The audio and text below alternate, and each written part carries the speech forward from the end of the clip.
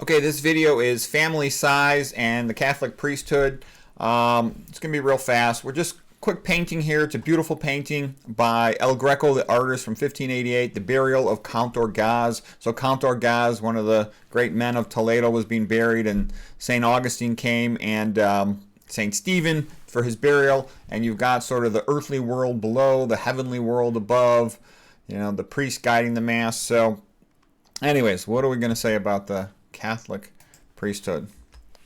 Well, when they kind of had the Catholic Reformation, Counter-Reformation, if you will, and they sort of pushed more and more the celibacy on priests, back in those days it was routine to have, 10 or more kids. Johann Sebastian Bach in the 1600s had 22 kids.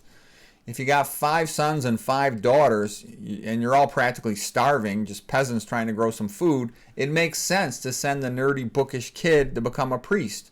One less mouth to feed, he'll develop powerful social connections, become literate, get educated. He might date a nun and provide you with a grandchild or two that way.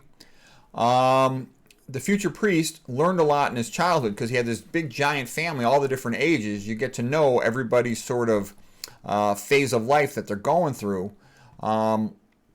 So he knows all about big families. He's always around people at different ages. That's really valuable to developing social skills and awareness of life. The kid will have real life experience. When he goes to be a priest, he'll know what it's like to be part of a big family. On the other hand, look at the modern world. When a kid goes to school, in grade school and high school, everyone is the same age in the classroom. They hang around with kids the same age, so none of them knows anything. They take multiple choice, Scantron tests, standardized tests all the time. You don't learn anything from that. So they come out of grade school and high school and they don't know almost anything. The only useful thing really you learn in high school pretty much is typing. They don't learn any skills, and so they haven't really been around big families. They don't have much life experience, so they're not really ready to give other people advice about life because they don't have any experience.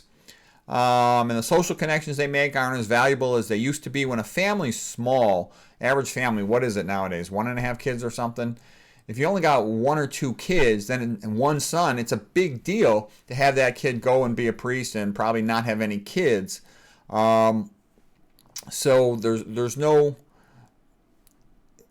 going to be any grandchildren from that kid. You're not going to get any money from that kid. He's not going to help you in your retirement for all those sort of reasons. Priestly social connections not what they used to be. And that's why it's so hard for the Catholic priesthood to get top-notch men.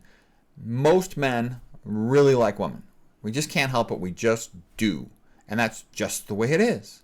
That's the way we're made. And until the Catholic priesthood allows married men, it's never going to become great again. It doesn't seem to even have an interest in trying to be great. Catholic priesthood is kind of going downhill, and that's unfortunate. Because, Catholic Church has so many other great things. The music, the art, the cathedrals, all kinds of great stuff. But the priests are boring, the Mass is lame, and men don't want to go to it. The Pope and the Cardinals will never allow married men to become priests because right now they got enough money, they don't need that much, and they want to keep total control over everything, so it can't get better. So the Catholic Church looks like it's going to continue to decline. It's going to continue to decline, and, once a society loses its religion and its church, the society collapses. All you people who think your secular stuff is enough to hold up a society, you haven't read history. This is pretty obvious stuff. And poverty will get much worse. And when poverty gets much worse, then people start to, say, what the heck happened? And they become more religious again. And then Catholic Church grows back. Other churches sometimes do go extinct, but the Catholic Church doesn't. It's got so many good things going for it that it always comes back. But, that could be a long time from now. Who knows what's going to happen?